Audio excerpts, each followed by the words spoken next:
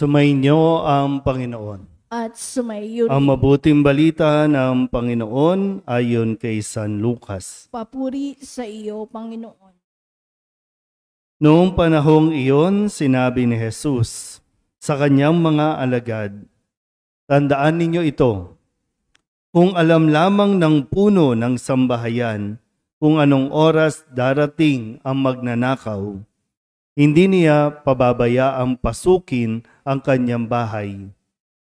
Kayo may dapat humanda, sapagkat darating ang Anak ng Tao sa oras na hindi ninyo inaasahan." Itinanong ni Pedro, "Panginoon, sinasabi po ba ninyo ang talinghagang ito para sa amin o para sa lahat?" Tumugon ang Panginoon, "Sino nga ang tapat at matalinong alipin?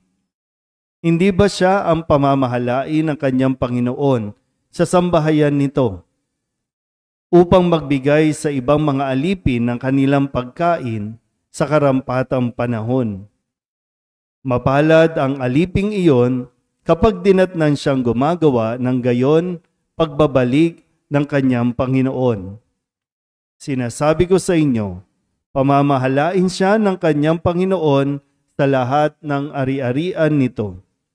Ngunit kung sabihin sa sarili ng aliping iyon, matatagalan pa bago magbalik ang aking Panginoon, at simulan niyang bugbugin ang ibang aliping lalaki at babae, at kumain, uminom at maglasing, darating ang Panginoon ng aliping yaon sa araw na hindi niya inaasahan at sa oras na hindi niya alam. Buong higpit na parurusahan siya ng Panginoon at isasama sa mga di tapat. At ang aliping nakaalam ng kalooban ng kanyang Panginoon, ngunit hindi naghanda ni sumunod sa kalooban nito, ay tatanggap ng mabigat na parusa. Ngunit ang aliping hindi nakaalam ng kalooban ng kanyang Panginoon at gumawa ng mga bagay na nararapat niyang pagdusahan, ay tatanggap ng magaang na parusa. Ang binigyan ng maraming bagay ay hahanapan ng maraming bagay, at ang pinagkatiwalaan ng lalong maraming bagay ay pananagutin sa lalong maraming bagay. Ang mabuting balita ng Panginoon. Pinupuri ka namin, Panginoong Hesukristo. Isang magandang gabi po sa inyong lahat.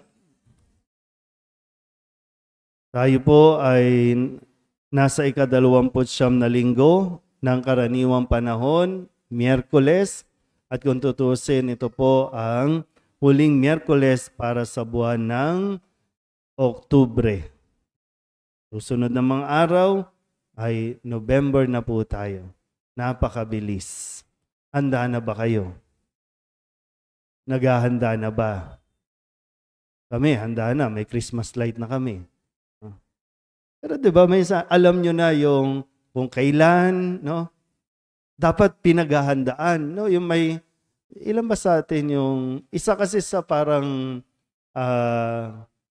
observation sa akin nung nasa seminaryo pa ako ay yung foresight na tinatawag. Foresight. Sabihin nyo nga, foresight. Yan. Yung iniisip mo na ahead, no? Yung po pwede mangyari, yung kaya dapat mong paghandaan. Halimbawa, kung nasa end of semester na ngayon, kailan ang susunod na semester?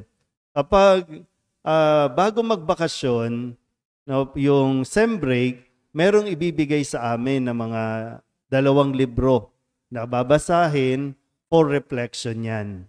Kailangan pagbalik namin, gawa na yung reflection paper. So minsan, pag nakuha ko agad yung kung ano yung libro na dapat basahin, binabasa ko na agad. At doon, unti-unti, bubuo na ako ng reflection para nang sa ganon ay maaga kong natatapos, maaga kong maisasubmit. Mahirap po sa iba naming kaklase, bukas na yung balikan, no? Bukas na yung balikan, ngayon pa lang magkukumahog na gumawa ng reflection. O kaya ngayon pa lang babasahin. Minsan yung una at yung pinakadulong page, yun na lang ang babasahin. Tapos magre-reflection na. Sa mga estudyante, ganun din dapat, no? Alam natin na dapat araw-araw nagre-review. Kasi minsan may mga surprise quizzes na ibibigay ang teacher. So yung mga nabubulaga, mga hindi handa kapag pumapasok, yun yung nabobokya. O ngayon, October. So susunod na linggo, November na. Susunod niyan, December na. Kailan kayo magkukumahog na naman makipagsabayan dyan sa Divisoria, 168 Divisoria Mall, Lucky China, para bumili ng mga laruan.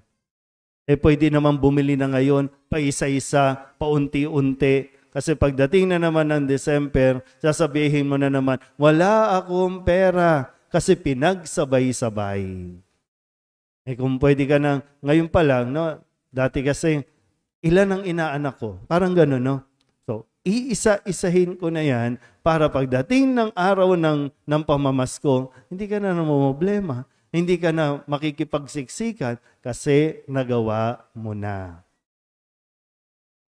So maraming bagay pa po, no, na kailangan natin pinaghahandaan.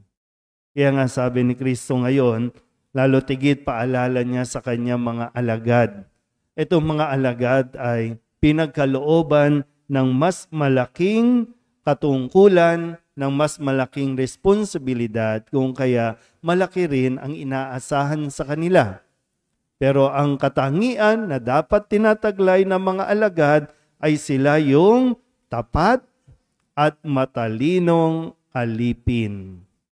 Pag sinabing tapat, ito yung kahit walang nakakakita, kahit walang CCTV, kahit walang supervisor, lalo tigin, wala ang boss, ginagawa mo ng tapat ang trabaho na nakaatang sa iyo. Hindi lang dapat tapat, kundi matalinong alipin.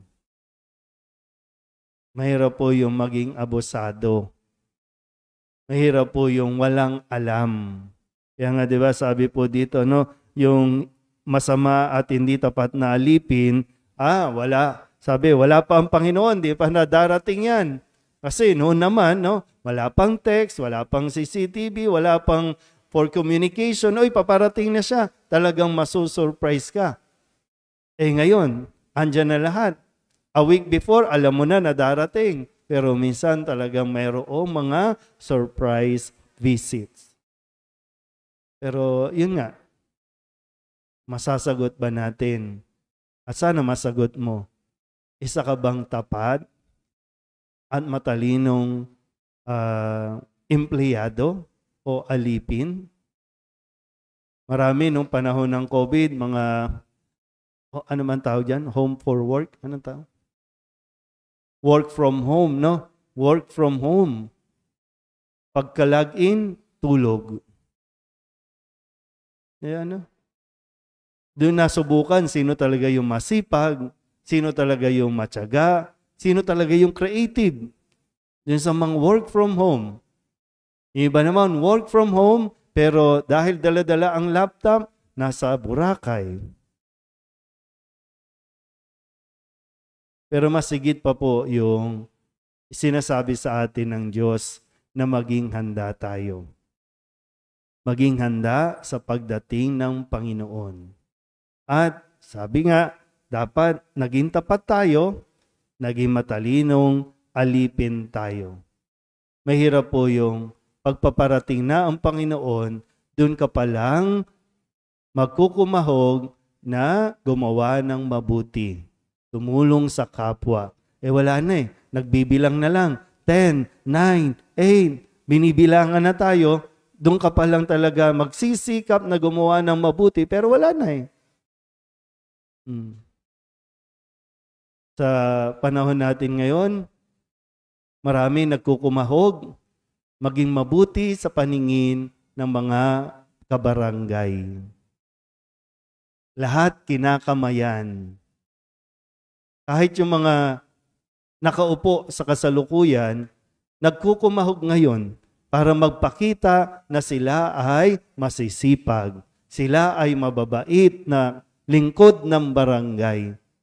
Mabilisan. Kung ilang araw na lang, doon gagawin. Doon maglilinis, doon magpapaganda ng barangay, doon mamimigay ng mga ayuda, para lang masabing magaling silang barangay. Naghahabol. Sana po, sa pagdating ng Panginoon, hindi tayo naghahabol. Sa pagdating ng Panginoon, magiging kampante tayo. Yung alam mo yung, kung sasabihan ka na, darating mamaya ang Panginoon, mananatili ka dyan. Uupo ka lang, okay lang. Kampante ako, ginawa ko ng tapat ang aking tungkulin.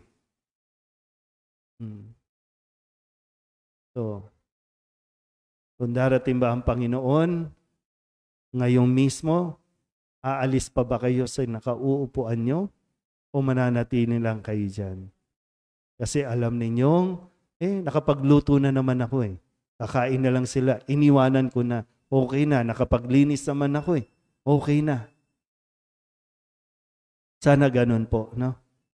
Hindi tayo basta-basta binubulaga, kundi ngayon pa lang sinasabihan tayong maging handa tayo sa pagdating ng Panginoon.